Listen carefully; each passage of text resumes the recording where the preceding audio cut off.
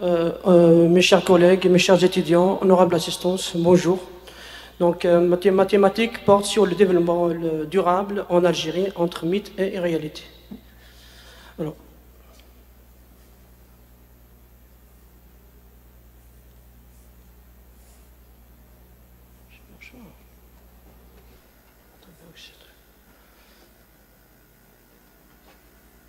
Alors, quelques éléments introductifs pour faire face aux questions soulevées justement pour trouver des moyens nouvelles en termes de développement durable, qui soient d'une manière économique efficace, socialement équitable et sociologiquement soutenable. La nécessité d'une stratégie, voire d'un dispositif statistique approprié se fait sentir. Une approche pragmatique intégrant les différentes dimensions du développement durable. La notion de développement durable est une conciliation problématique entre la croissance économique, la cohésion sociale et la préservation des ressources naturelles.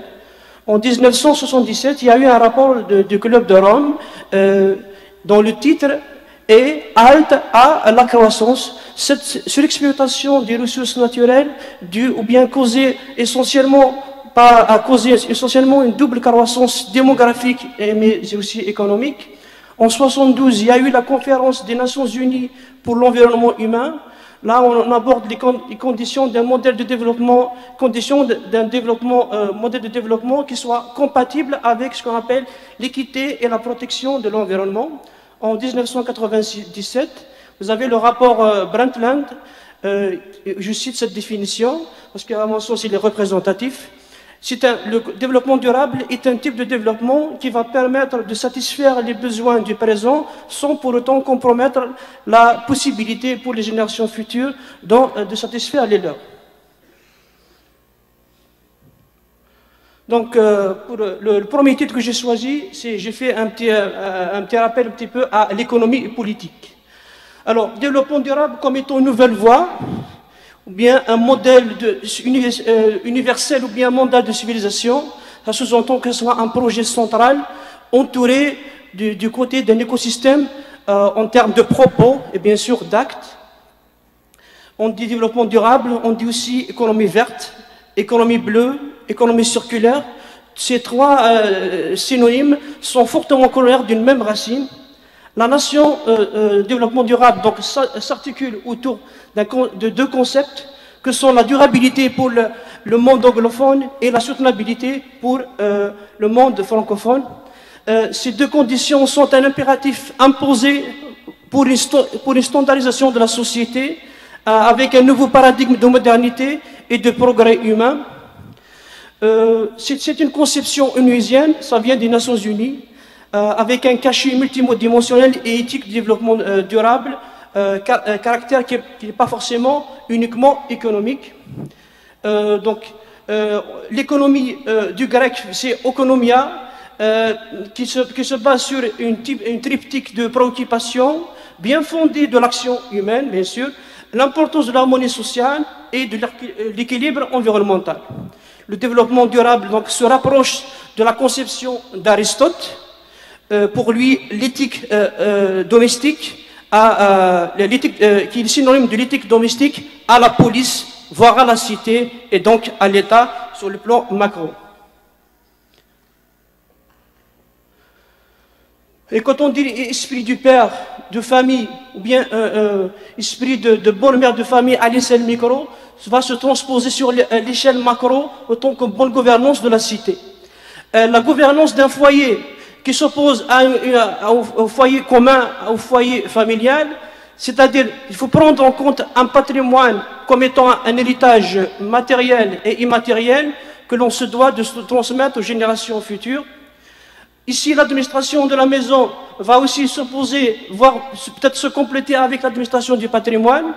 Donc on parle d'une certaine climatistique. Une sorte d'économie véritable, au sens le plus noble du terme, ne peut être que politique. L'économie politique, donc, c'est une recherche de pérennité générale, pas seulement une quête universelle qui va inclure les humains, incluant les humains, et bien sûr la nature. La citoyenneté ici est réservée à une élite républicaine chez la conception aristotélicienne. Au XIXe siècle, l'industrie comme nouveau christianisme, c'est la définition ou bien l'explication donnée par Saint-Simon.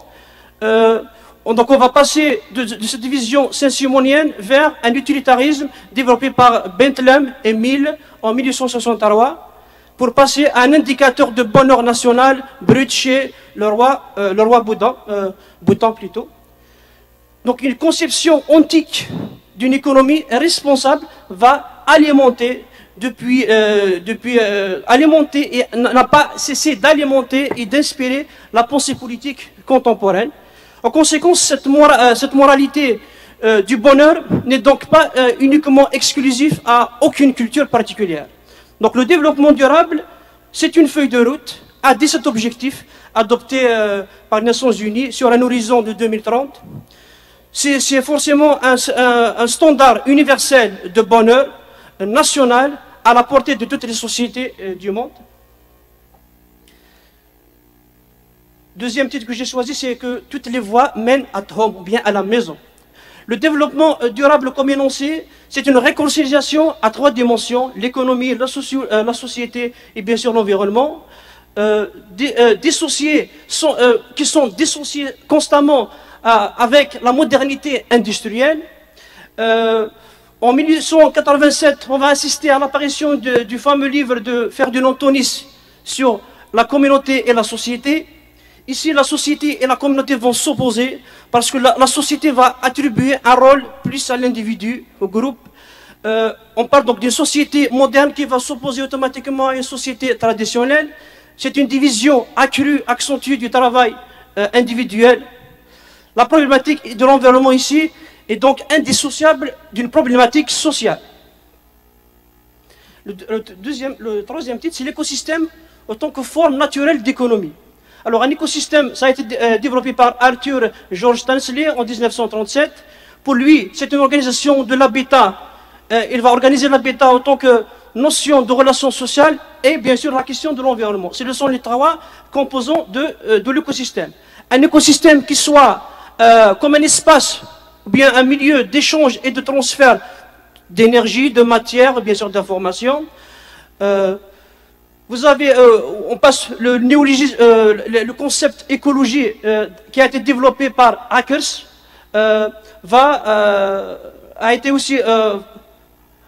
a été proposé dans l'économie de la nature. Les travaux de Linné, Dwight et bien sûr Darwin donc, vont désigner une forme d'organisation des relations entre les espèces, la corrélation avec le climat, le territoire et en fonction de leur évolution. Consommer une rupture de manière définitive avec la conception longtemps reçue et véhiculée d'un monde aux dimensions et aux ressources infinies. Donc une idée plus vaste de la responsabilité. Donc c'est que le développement durable, c'est une dimension politique du terme. C'est un foyer commun qui va se transformer en une question d'une grande maison incarnant l'ensemble de la planète Terre. Pour John Maynard, c'est une conception du bien commun universel comme étant un cadre macroéconomique avec un dialogue bien sûr pacifique entre les nations. En 1970, éco-citoyenneté donc va naître dans les discours politiques en relation avec la problématique de l'environnement. L'éco-citoyenneté va se transformer dans une vision de développement durable en tant que véritable leitmotiv omniprésent dans le vocabulaire politique. Nous avons donc un nouveau contrat de société universel qui va réconcilier le discours de la Déclaration des droits de l'homme et de Stockholm sur l'environnement et la société civile universelle autant qu'ampleur, grande ampleur de légitimation pour tous les partisans d'une gouvernance universelle. Donc l'écosystème ici, c'est une forme plus étendue et plus large de la société qui va inclure les humains, bien sûr, avec Dame Nature et Monsieur l'environnement. Donc l'évolution du concept de développement durable dans les années 50 jusqu'à aujourd'hui, le concept de développement est passé du développement économique au développement de l'élément humain dans les années 50. Dans les années 60, on va passer à l'intérêt pour l'éducation et la formation. Au milieu des années 70, milieu 80, et va se transformer en un développement global À partir des années 90, on parle aujourd'hui d'un développement qui soit durable. On est dans la durabilité. Quelques éléments de définition. Ce qu'on peut dire, c'est que les définitions varient selon la dimension qu'on peut attribuer au développement durable. On peut évoquer quatre dimensions. De toutes ces dimensions, on peut tirer la définition qui me semble appropriée, c'est que c'est une vision globale du développement qui visant à travers ces mécanismes à atteindre une somme d'objectifs économiques, sociaux, institutionnels, techniques et environnementaux. Alors, les dimensions du concept, vous avez une dimension économique, une dimension sociale, une dimension environnementale, je ne vais pas revenir là-dessus. La stratégie justement du développement durable, et chez nous, en Algérie, elle est, selon Ayoub en 2014, elle est structurée autour de 4 points. L'intégration du principe de la durabilité environnementale dans les différents programmes de développement économique et social. Travailler sur la croissance durable et réduire la pauvreté au plus bas niveau. Protéger la santé générale de la population. Et enfin, s'appuyer sur 4 piliers pivots que l'État algérien va s'employer à développer, à suivre, que sont l'être humain, l'institution, le juridique et l'aspect financier. Pour critiquer un petit peu faire un petit peu le bilan du développement durable chez nous, j'ai choisi le premier titre. On parle d'un volontarisme indéfectible, d'une grande éloquence diplomatique. Dès les premières années de l'indépendance, on va assister à un volontarisme précoce, justement des institutions, en termes de décision et de négociation. À partir des années 90, on parle de la mise en place d'institutions, d'outils institutionnels, législatifs, constitutionnels, tels que le Conseil de l'environnement et du développement en 1994. Il y a eu en 2000 la création d'un ministère dédié ad hoc à l'environnement. En 2001, on parle d'une publication d'un premier rapport sur l'état et l'avenir de l'environnement qui s'intitule Plan national d'action pour le développement durable en Algérie. En 2016, on a un comité international de coordination sous l'égide du ministère des Affaires étrangères.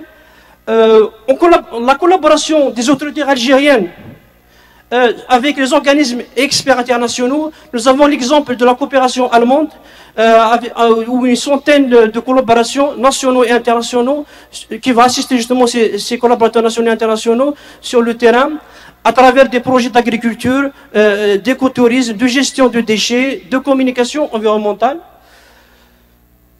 On parle aussi d'un bilan plutôt déséquilibré entre un discours dépourvu d'une réalité empirique. Le développement durable algérien est un discours bien éloquent sur une question concrète, bien aboutie sur le terrain. Discours orienté, hélas, vers les organisations onusiennes et la communauté internationale. Il est seulement destiné à une caste très proche de l'appareil étatique. La société civile, elle est uniquement consultée à titre consultatif. Donc, le développement durable, il est aussi dépourvu d'une réelle dimension environnementale.